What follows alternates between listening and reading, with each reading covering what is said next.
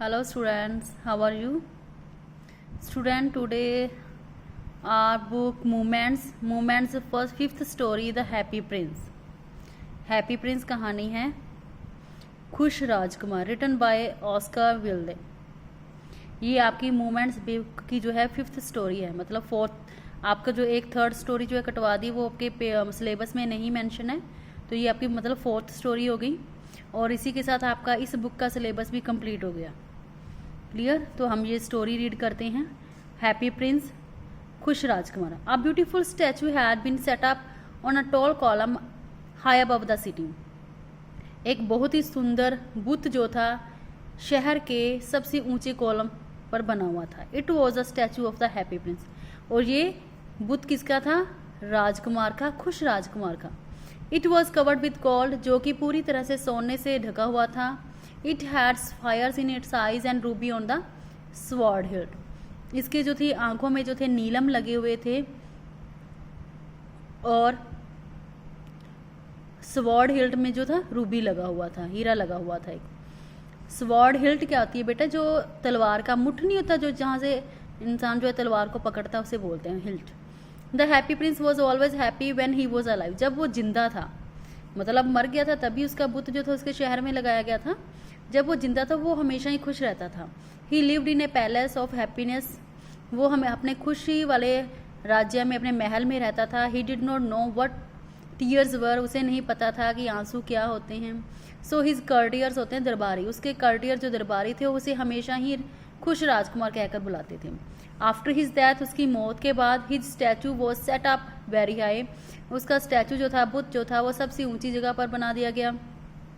Now he could see all around the misery of the city. अब वो जहाँ था शहर के सबसे ऊंचे कॉलम पर था, तो शहर की जितनी भी दुख तकलीफें थी ना घरों में, वो सारी देख सकता था। He sighed the sights of misery made him weep. और वो जब दुख तकलीफें देखता था लोगों की तो उसे रोना आ जाता था। He wanted to help his people but was helpless.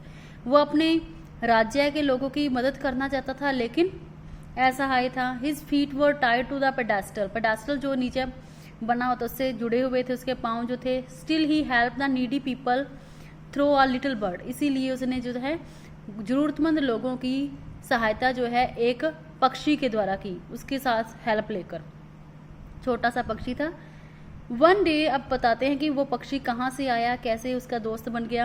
One day the Prince saw a swallow resting between his feet. एक दिन देखा, राजकुमार ने देखा कि उसके पाँव में जो स्पेस था, मतलब बुत के पाँव में, तो वहाँ पर एक पक्षी, स्वैलो होता है, अबाबिल एक पक्षी होता है, वो रेस्ट कर रहा था। He told the swallow that there was a poor house far away in a street. A poor woman lived there. Her little boy was lying ill. It had fever and he had fever and was asking for orange.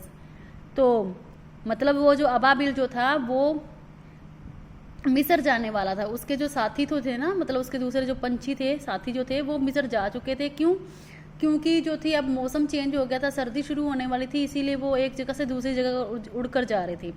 साथी तो चले गए थे लेकिन अबाबिल जो एक पक्षी था वो पीछे रह गया था। तो वो जो था राजकुमार से कहता है कि हे मेरे दोस्त, एक यहाँ पर एक छोटी सी गली में एक गरीब घर है, वहाँ पर एक बूढ़ी औरत रहती है गरीब। उसका जो छोटा सा बच्चा है वो बहुत बीमार है और वो जो है ऑरेंज संतरे मांग रहा है, लेकिन उस मतलब गरीब औरत के पास पैसे नहीं है अपने बेटे को संतरे देने के लिए।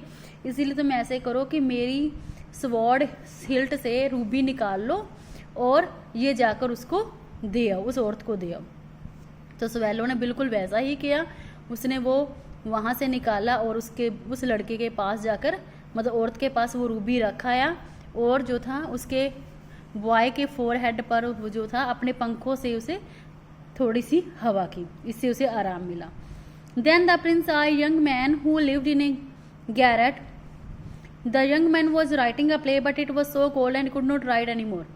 फिर उसने क्या देखा कि राजकुमार ने देखा कि एक जवान लड़का है जो कि अपने गैरेट में बैठा हुआ है, छोटी सी कोठरी में, और उस दिन ठंड बहुत ज़्यादा है। वो अपना प्ले लिखना चाहता है, वो एक राइटर है, लेकिन ठंड होने की वजह से वो कुछ नहीं लिख पा रहा। और वो जो था उसके पास फायरवुड जो भी नहीं है, लकड़ियाँ जलाने के लिए भी नहीं जिससे वो अपने आप को गर्म कर सके, और खाया भी उसने कुछ नहीं है। तो वो अबाबिल को कहता है कि तुम जो है मेरी आंख में से एक फायर निकालो, नीलम निकालो और उस आदमी को दे। तो स्वैलो रोने लग गया। कि अगर मैं तुम्हारी आंख में से निकाल लूँगा नीलम तो तुम मतलब क्या हो जाओगे, तुम्हारी आंख में से दिखना बंद हो जाएगा। लेकिन राजकुमार कहता है कि मैंने तुम्हें जो है आदेश दिया है, तुम ऐसा ही करो। तो अबाबिल ने सेम वैसा ही किया, और जब उसे नीलम मिल गया तो वो आदमी खुश हो गया और उसने अपना प्ले खत्म कर लिया। Next day the Prince was I match girl. अगले दिन राजकुमार ने एक माचिस बेचने वाली लड़की को देखा जिसकी माचिस जो थी वो गटर में गिर जाती गई थी, और वो रो रही थी। इसलिए रो रही थी कि जब वो घर जाएगी तो ऐसे नहीं है, उसके पिताजी उसे डांटेंगे, मारेगी। तो वो रो रही थी। तो हैप्पी प्रिंस उसे कहता है कि उस लड़की के पास जाओ और मेरी दूसरी आंख में से भी ये नीलम निकाल कर उस लड़की को दिया। लेकिन अब वो बिल्कुल नहीं मानता स्वेलो। वो कहता है कि अगर मैं ऐसा करूँगा तुम बिल्कुल अंधे हो जाओगे। लेकिन फिर प्रिंस जो है वो अपनी दोस्ती का उसे कहता है और कहता है कि मैं तुम्हें कमांड दे रहा हूँ कि तुम मेरी इच्छा पूरी करो और उस लड़की को जाकर ये नीलम दे दो। तो जब वो लड़की को नीलम मिल जाता है तो वो लड़की खुश हो जाती है और घर भाग जाती है। The Prince become blind now. अब प्रिंस जो था अंधा हो गया था। तो स्वेलो जो था, अब स्वेलो पहले जो था मिस्र जाने वाला था, लेकिन अब उसने कहा कि तुम अंधे हो चुके हो, अब मैं तुम्हारे साथ ही यहीं पर रहूँगा, तुम्हारे कंधे पर बैठकर तुम्हें यहाँ के शहर की बातें बताया करूँगा। और वो स्वेलो अब उड़ता और वहाँ की जो लोग गरीब थे उनके बारे में आके उस राजकुमार को बता देता। तो राजकुमार स्वेलो को कहता कि धीरे धीरे उसने जो है उसके शरीर पर से जो गोल्ड लगा हुआ था वो सारा उतारता लीफ बाय लीफ, मतलब, और वो गरीब लोगों में बांटने लगा, जिससे गरीब लोग जो थे वो अपने जिनको खाना नहीं मिलता था वो खाना खाने लगे। मतलब जैसे जैसे किसी को ज़रूरत थी वो, मतलब बच्चे जो थे वो, जैसे कुछ बच्चे जो थे कि वो खेल रहे थे गली में, वो क्या थे, वो मतलब बड़े ही उनके जो थे वो भूख से तड़प रहे थे। तो उनके पास खाने के लिए ब्रेड भी नहीं था। तो वो जो थे उसको उनको मतलब कि थोड़ा सा गोल्ड मिल गया, जिससे कि क्या हो गया, वो बच्चों को अपना भर पेट खाना मिल गया।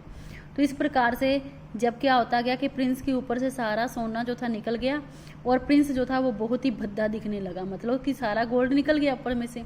तो अब क्या है, सर्दियाँ भी आ गई थी आगे, और पूर्व अबाबिल जो था वो अब उस राजकुमार के पाँव में रहने। राजकुमार ने काफ़ी कहा कि वो जो है मुझे छोड़कर चला जाए, लेकिन वो अब नहीं जाना चाहता था। तो वहीं पर एक दिन जो अबाबिल था वो सर्दी की वजह से उसके राजकुमार के पाँव में ही गिरकर मर गया। जैसे ही वो मरा उसी प्रकार से प्रिंस के अंदर, उस बुत के अंदर जो लीडन हार्ट होता है, सिक्के का दिल जो बना हुआ था, वो भी टूटकर नीचे गिर गया। तो अगले ही दिन जैसे ही मतलब अगली सुबह हुई तो क्या हुआ कि जो मेयर था वो वहाँ से गुजर रहा था। तो वो जो स्टैचू था वो बहुत ही भद्दा दिखाई दे रहा था। तो उस मेयर ने कहा कि इस स्टैचू को नीचे गिरा दिया जाए और इसको भट्टी में डालकर इसको पिघला दिया जाए। और जो उन्होंने कहा कि ये जो सिक्के का दिल है और ये जो अबाबिल पक्षी है इसे कहीं पर फेंक दो। तो उन्होंने ऐसे ही किया कि जो सिक्के का दिल था और अब पक्षी जो था मरा हुआ वो उन्होंने वहाँ पर मिट्टी के ढेर पर, कूड़े के ढेर पर फेंक दिया। तो उधर से भगवान ने अपने एक फरिश्ते को नीचे भेजा कि तुम ऐसा करो कि नीचे से जाकर कोई बहुमूल्य चीज़ें उठा कर लाओ।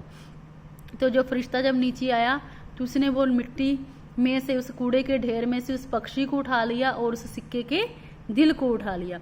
और जब भगवान ने उसे देखा फरिश्ते को कि ये चीज़ लेकर आया तो भगवान बहुत खुश हुआ और उसने क्या कहा कि तुम जो है इस स्वेलो को जो है बहुत अच्छा किया, तुम इन दोनों चीज़ों को उठा लाए हो। तुम ऐसे करो कि इसे जो है गार्डन में, हमारे जो पैराडाइज, हमारा जो स्वर्ग का बाग है ना, वहाँ पर इस पक्षी को रखो और ये पक्षी वहाँ पर गीत गाया करेगा। और ये हैप्पी प्रिंस जो है वो इस गॉड्स सिटी ऑफ गॉड की, भगवान की सोने की सिटी में, शहर में रहेगा। Where he sang for ever in praise of God, जो हमेशा ही भगवान के लिए गाना गाया करेगा, मतलब स्वेलो गाना गाया करेगा और राजकुमार जो है वो वहीं पर ही रहेगा। So student, this is your chapter. I hope you have understood, and I am sending you question answer. You will write in your fear notebook. Okay, thank you and have a nice day.